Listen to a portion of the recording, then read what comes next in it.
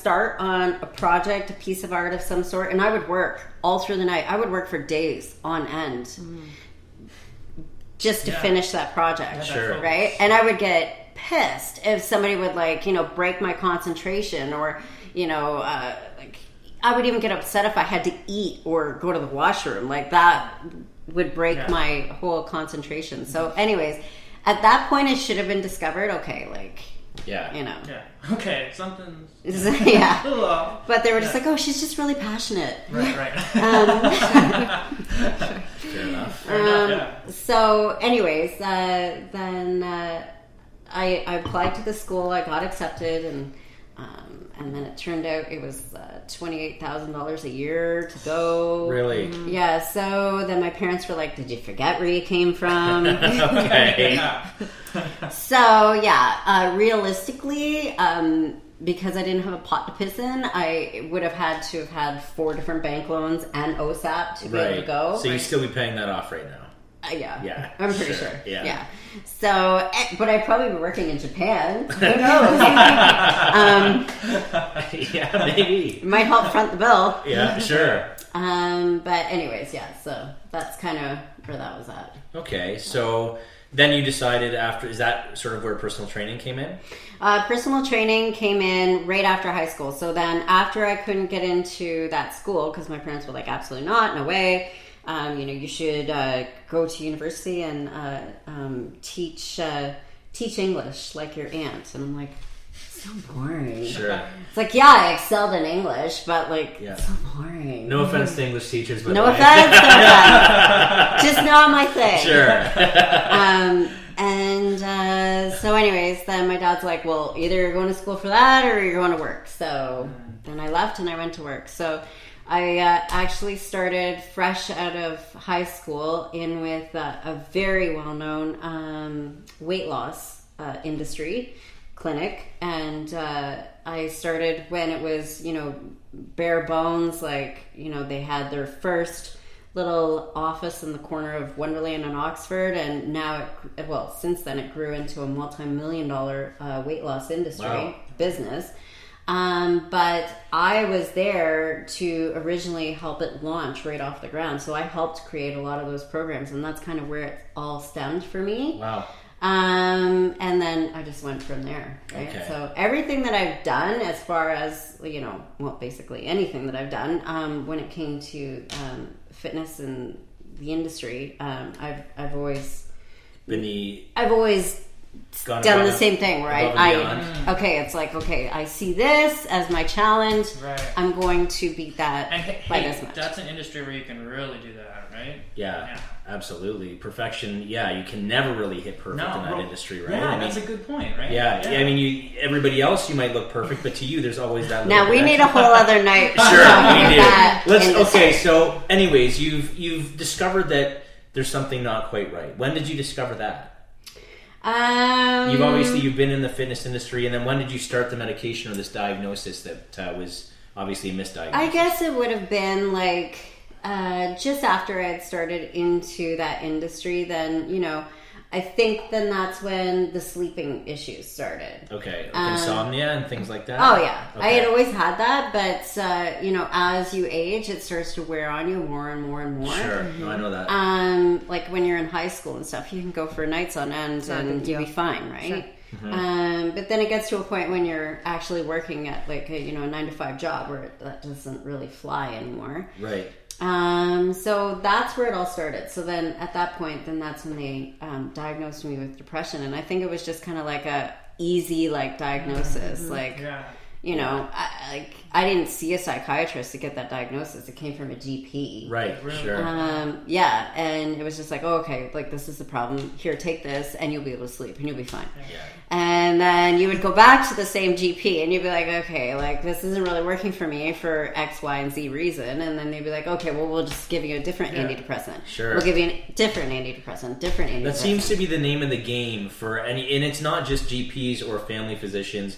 It's psychiatrists too, right? It seems to be okay, well, this is working well for my patients now. Yeah. Let's put you on this and see how you respond. Hey, I've been sent to psychiatrists that my first appointment, they refused to see me for a second appointment unless I took lithium.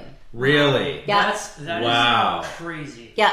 That's And I'm like, you haven't even like spoke to me yet. ridiculous. You haven't even given me a diagnosis. That's and they're fucked like, up. absolutely not. That's really fucked up. They refused to book a second appointment to see me again unless I agreed to In take other words, as a lithium. psychiatrist, what you're Lithium's something you describe. Lithium is like you top prescri- of the line. Like you bi- cannot get off of lithium. It's usually prescribed for bipolar, though, is it not? It's Yeah, because I remember I was misdiagnosed at one point. schizophrenia. Right. Yeah. Like Yeah. How did you feel when you took that? Did you take it? I didn't take it. You I was didn't like, I'm take not it. taking that shit. Okay, because I took it and I felt like at one point in time I felt like my head was disconnected. Like I felt like I was looking down on my life. Sure. And that's why I was like, okay, this is not how life is supposed to be. I'm on the wrong fucking meds here. wow. So It's anyway, good thing you picked up on that. yeah, sure. It made me more anxious. That would have made this conversation a little more interesting. Absolutely. So anyway, so what did you do at that point? Then I said, well, I'm not coming back here then. Okay. You know, every time I went back to my GP and I'd be like, I'm not going to see that psychiatrist anymore. So then he would, you know, be like, well, I can't send you to anybody else. You have to do this. You have to do that and blah, blah, blah, blah. And, you know, I had enough of a backbone and enough of understanding, and I still do, of I always challenge every doctor. Sure. I do my own research on things. You know, I research the hell out of things, and I come in and I'm like, okay, so you're saying this, but you know, in actuality, it's more like this, this, and this. Sure. So how about we, you know? Well, that makes sense in the industry that you're in. You're very cautious, obviously, about what you put in your body for the most part, anyway, right? Well, and that's the thing in my industry is you know I actually after I left you know the whole fashion thing in the dust, then at one point I thought, well, you know, maybe I'll branch out into paramedics. Okay. And I did non-emergency patient transfer for a few years. Had my F-class license, the whole thing, to like, you know, drive an ambulance. Wow. And then, you know, I had 3 people code on me, one being a baby, and I was like, this is not... What explain what code means? When they go into full cardiac arrest. Full cardiac arrest. So, Yeah. so people, did they actually die on you? One person. One person died. Mm-hmm. How did that affect the disorder that you have? Or, Yeah, like... yeah. Certainly doesn't help the situation. Right, and you're on the wrong medication during this time, right? Still on the wrong medication during Okay. this time. Jesus. Yes. Okay. Yeah, so like a whole 10 years of my life was a complete like hot mess. Sure. For sure. I can relate to that, 100%. And so anyways, then, you know, I decided that was definitely not the career for me. I was more about, you know what, I really have a good understanding of the human body, and I want to instead help it get Sure. better. Sure. Treat the root of the problem versus the symptom, right? Which is what you get from your doctors, which is why I challenge them every single time. It's a Band-Aid for the most part. Well, right? that's all it is. Yeah. It That's doesn't all it change is. anything up here. It's just... And that's with anything. Sure, Right? We're yeah. like, okay, we'll give you this, and that will take care of the pain or the inflammation or It's a the quick fix. this, but we're not really getting, okay, so why is this happening? Did you ever try any cognitive behavioral therapy or anything like that? I never did that. No. No? So what in the end was it that kind of works for you? Well, then again, I started doing a lot of my own research, and Yeah. then I finally went to the right psychiatrist that then, at that point, when I came with my own research, they did their own research based on that, and then they came up with, yes, you're right. Yeah. This is the situation, and you've been wrongly diagnosed and wrongly medicated. So for any youngsters out there that might have these feelings of not knowing what's going on, what would you recommend after everything you've been through to them? You know what? Follow your gut.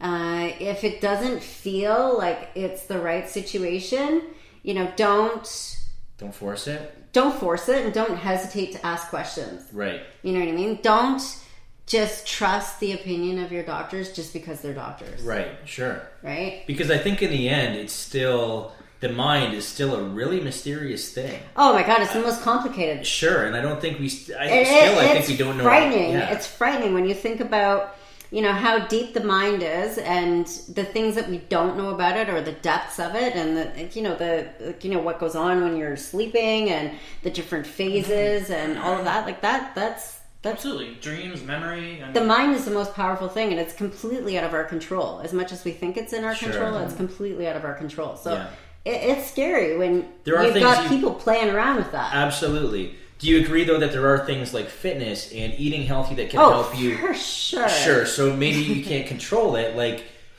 they say, I mean, mental illness, it doesn't discriminate. Anyone can be affected, right? So, absolutely. But there are things you can do to try to minimize the risk. Absolutely. And most times you're genetically blessed with that. So, right. But, you can take a look at your genetics and you can be like, oh, okay, well, it runs in the family. And, you can play the victim, or you can say, okay, this runs in the family. What can I do to be proactive to, make things different for me? Sure. Right? Yeah. So everybody has choices. And it's just about educating yourself on those choices, right? So, for instance, when you talk about health and fitness and, nutrition and the role that plays in that, for instance, one thing that drives me crazy is how often kids are prescribed Ritalin for ADHD when it's such a simple fix, right? So it's just What do you think the simple fix is? They're low on omega-6, omega-3 fatty acids. Right really? there. Is that all it is? That's all it is. So really? If you plug those kids full of freaking fish oil, they're fine. No kidding. And half the time, they're eating most kids do. You've got Kraft dinner, chicken fingers, all of that stuff. So you've got none of those nutrients in there. So do you take a lot of, because I know that when I was seeing a psychiatrist and I was trying to do it naturally, he did recommend that I take higher doses of omega-3. So he said the daily dose they recommend, take that for every meal. Right. And I found that helped. Do you do similar things for yourself? Absolutely. Okay, so you do find that the fish oil is key in helping with... Oh my God, fish oil is number one. So there's 3 products that I recommend on all of my programming, and the number 1 being your multivitamin, number 2 being your fish oils, number 3 being your probiotics. So those are your 3 staples. Yeah. Anything else that I add in is just on top of it, but those are the 3 staples, absolutely mandatory. Awesome. Okay. Because at one point in time, I remember reading that we were prescribed so much in terms of antidepressants and anti-anxiety, and over in Japan, they weren't prescribing them at all the time because their fish, their fish diet was so just gonna say, exactly, and we're focused on beef and chicken, mostly chicken beef, fingers and Kraft dinner. Sure, fast food, McDonald's, sure, Little Caesars, Little Caesars. The pizza boxes. Are there any pizza boxes around the house? So. Back to you now.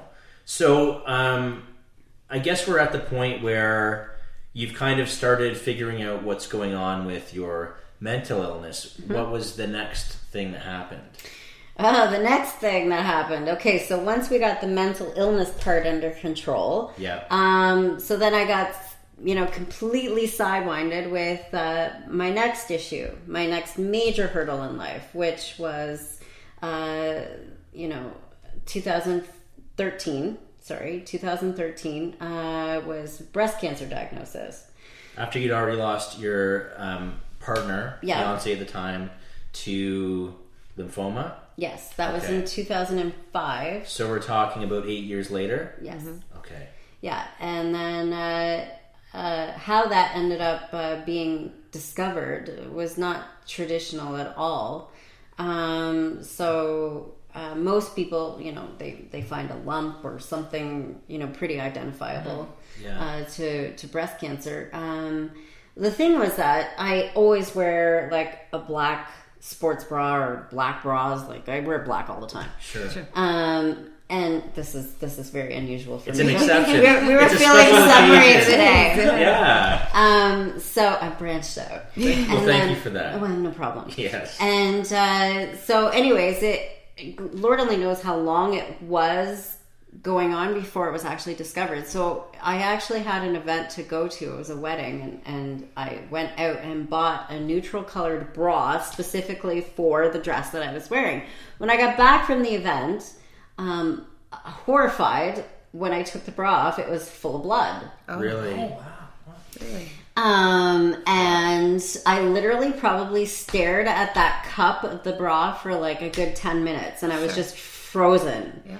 And then I started inspecting everything. I was like, oh my God, did I cut myself? How did I cut myself? How do you cut your boob? Right. Anyway, so